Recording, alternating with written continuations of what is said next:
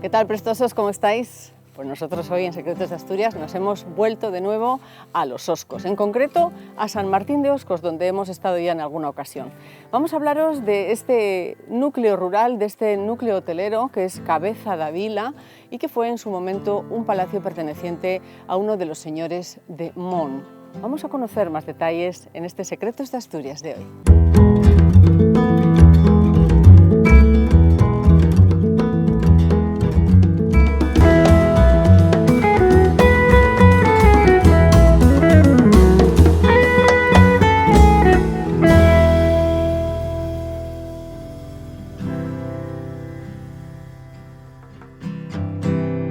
Vamos a entrar en Cabeza da Vila para que nos cuente su propietaria, Vanessa Martínez Mon, pues un montón de cosas. Para empezar, ¿por qué Cabeza da Vila, etcétera, etcétera? ¿Qué tal, Vanessa? ¿Cómo estás? Hola, buenos. Bueno, muchas gracias por recibirnos en este maravilloso equipamiento, que es un palacio que consta de varias partes, un palacio rural aquí en el occidente asturiano.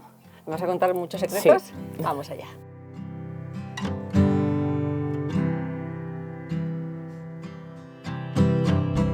Vanessa, ¿por qué Cabeza da Vila? Bueno, pues Cabeza da Vila es el nombre que le pusieron a la casa porque esta casa en su día llegó a ser la más importante del pueblo. Oye, permíteme una pregunta un poco así.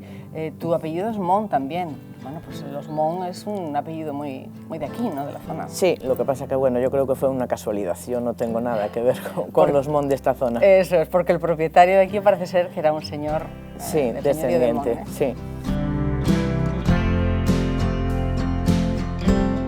Bueno, estamos en una estancia muy prestosa de la casa de...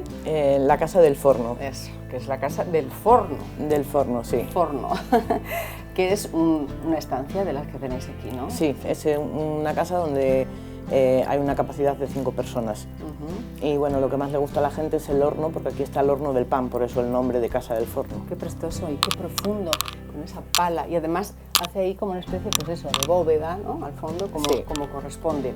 También hay más secretos en esta estancia, ¿no? Sí, tenemos otro que le gusta mucho también a la gente, que son las antiguas troneras, las que se utilizaban porque en su día aquí era la casa de los criados y la casa de la guardia. Entonces lo que hacían aquí era vigilar las entradas que había a la casa. Claro. Entonces si alguien no se comportaba como era debido o entraba un enemigo, pues lo que hacían era disparar. Para eso eran las troneras. Anda.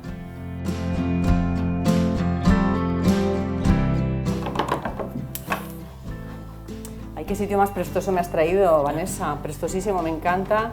Que es la cocina, la lareira, sí, ¿no? La lareira, sí. Es la primera cocina que hubo en la casa. Y está tal cual, ¿vale? Aquí no se le hizo nada. Como veis está todo lleno de hollín y eso es de encender la cocina y está tal cual aquella época. Total, total, total.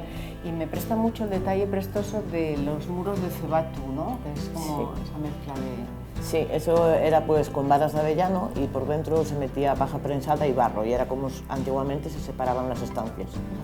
Fíjate las varas de avellano como las usaban, para todo. Sí, para secar la carne. Y ahí arriba esa laja de pizarra. Yo siempre suelo sentarme debajo de la chimenea para ver lo que veo. Si veo murciélagos o qué. Vamos a sentarnos. La areira, que viene de lar, llar o lugar, ¿no? Más o menos podría ser. ¿Cómo llegó? Bueno, no hay murciélagos, aquí sí que está abierta ahí la chimenea, pero no, está todo limpísimo y está, más bien parece un museo. ¿Cómo llegó esto a vuestras manos y cómo os hicisteis cargo de esta preciosidad de casa, de casa y de casas? Pues nosotros, yo desde que vine a vivir aquí a San Martín, siempre me gustó mucho esta casa y siempre le tuve ganas, pero bueno, la regentaban las dueñas. Y bueno, con el tiempo pues ellas decidieron que no iban a seguir regentándola. Entonces yo hablé con ellas para ver si nos la alquilaban y bueno, al final pues lo fui consiguiendo. Pues sí, vaya mérito que tenéis. ¿Cómo me presta a mí jugar con estos aparatos que manejaban nuestras antepasadas? ¿Qué es esto en concreto? Es una mantequera. Una mantequera, que tendría que saberlo, pero ahora mismo pues se lo pregunto a Vanessa, como que me va a contar también por qué hay esta especie de ábside pequeñito. Bueno, pues eso lo hicieron porque antiguamente, como se cocinaba en esa cocina, pues las mujeres normalmente tenían un 3 pies pequeñito y estaban arrodilladas. Entonces esto lo hicieron para que ellas estuvieran más cómodas, para que pudieran estar sentadas, arrodilladas y llegar mejor al fuego y poder cocinar. Dentro de la casa tenéis detalles muy prestosos, ¿no? Recuperadas estas camas, ¿no? Con estos copetes, pueden ser barrocas, ¿no? Del siglo XVIII probablemente, ¿o qué? Sí, esas camas tienen más de 200 años. Qué preciosidad con esta especie de corona. Y luego un detalle muy curioso que está a lo largo de toda la cama, de sí. todo el somier, etcétera, que son una especie de pequeñas perchitas, ¿no? Bolitas que salen para colgar cosas, ¿no? Sí, pues antiguamente dicen que ahí que colgaban los calcetines, el calzado, las zapatillas. Para secar. Para secar, claro. ¿Tendrían un brasero o alguna cosa? Claro, hacían el brasero debajo de las camas para calentarse y de paso aprovechaban a secar la ropa. Pues estamos en la planta baja de esta casoa, ¿no? Es la casona, sí, de este núcleo rural, Cabeza de Vila. Y le estoy yo preguntando a Vanessa porque las puertas son muy curiosas, o sea, no son las típicas puertas, convencionales, ¿no? No, las puertas sí, son las originales que había en la casa, ¿vale? Las puertas, las contraventanas, las ventanas de afuera son las originales. Lo que pasa que, bueno, hubo una época que se pusiera mucho de moda pintar la madera, ¿no? Entonces, pues bueno, como podéis ver, pues tiene todavía por ahí restos de pintura y ya cuando quisieron restaurar la casa para hacer la casa rural, pues lo que hicieron fue chorrearla con harina para quitarle esa pintura y dejarla al natural. Bueno, estamos en lo que sería el salón, ¿no, Vanessa? Sí, este es el salón de la casa. ¿Y estos señores de los cuadros? Pues estos señores, esta era la última familia de criados que hubo en esta casa y en su momento el que hizo la casa decidió que la iba a vender, entonces el criado lo que hizo fue llamar a un hermano que estaba en la Argentina y fue él quien compró la casa, entonces ellos se pudieron quedar aquí a vivir. Ajá, y ahí están, presentes también en esta casa tan bonita. Aquí estamos tan ricamente con estos cojines de época, fíjense qué preciosidad de pavo, y aquí esto que es un elefante. Que son de aquella época, ¿no? ¿De qué siglo? ¿El siglo XIX puede ser? ¿Finales? Sí, ¿Principios del XX? Finales del siglo XIX. En este cortejador, en esta especie de tú y yo que tenemos, que es traído de Cuba, ¿me has dicho? Sí, este vino de Cuba, sí. Y es es el sitio de los selfies, ¿no? O el de los, sí, es como un fotocall, ¿no? Todo el mundo se viene a hacer la foto aquí. Ay, qué sitio más prestoso, me encanta. Me encanta esta especie de lugar mágico que es, para empezar, Los Oscos, luego San Martín, y luego la casa de Alba, que es, bueno, no sé por qué, porque perteneció al señorío de los Alba. Sí, esta finca, tanto la capilla como esta casa, estaban en la finca de Alba, por eso el nombre.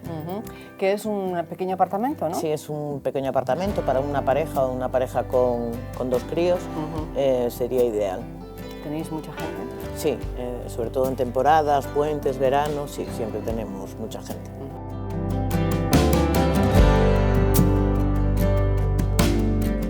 Lo que nos gusta en Secretos de Asturias, una capilla. Vanessa, ahí arriba, yo estoy mirando pues, un poquito más de cerca porque de lejos no veo nada, que pone Don Domingo Alonso Magadán, ¿no es así? Sí. Y Bermúdez. Y Bermúdez. Hizo esta capilla y retablo, y santos, y pintó y doró en el año de 1794. Fíjate sí. qué de cosas sabemos, ¿no?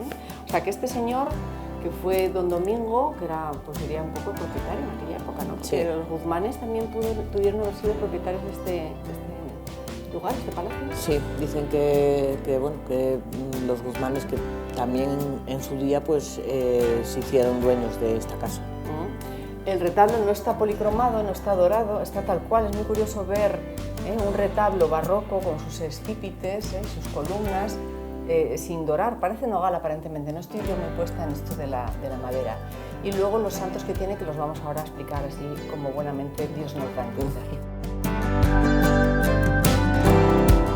Preciosos los detalles que guarda este retablo, sin policromar, pero bueno, muy interesante. Bueno, tiene este pequeño sagrario con la imagen de un angelito, el niño Jesús puede ser, bueno, aquí está el niño Jesús y la Virgen, los que se pasaban de casa en casa, y la imagen de Santo Domingo de Guzmán, que es un poco, podría ser en base al propietario, ¿no? Sí, podría ser, sí. Podría ser con su estrella en la cabeza, pues con ese perro tan significativo, también la palma martirial, aunque él realmente no fue mártir. Y luego a la izquierda, según miramos nosotros, y según se mira en el retablo, San Antonio de Padua. Otras imágenes más cercanas, que es la Virgen del Carmen. Y me llama la atención pues, esa talla que hay en el sagrario, como corona de espinas y esta especie de escenificación del Monte Gólgota, las escaleras. Y bueno, es una capilla propiedad del palacio, con lo cual el pueblo en teoría no podía asistir. No, esta era privada. Y era para los que estaban aquí, los criados y los señores. Capilla de los Alba, o capilla de este palacio, ¿no? Este palacio, con su espadaña y su campana, que tenía también, aparte de la llamada a los fieles, tenía su misión. Sí, antiguamente pues la gente del pueblo que debía dinero o alguna cosa al dueño de la casa, cada vez que oía tocar la campana pues sabía que tenía que venir a trabajar y ayudar gratis. Ay, así, tacita. Quítate. Vanessa, que me ha encantado estar contigo toda esta mañana para que nos contaras y enterarnos de más cosas sobre este precioso núcleo rural que es este Palacio Cabeza de Ávila, aquí en San Martín de Oscos, que espero que se os llene de gente, de huéspedes. Ojalá, sí. Muchas gracias por Gracias a vosotros. tan amable y además por recuperar ese mérito que tenéis, el patrimonio asturiano con tanto cariño y tanto mérito que tenéis. Nosotros nos vemos el próximo martes aquí en Secretos de Asturias, con más historias parecidas o diferentes, pero siempre apasionantes.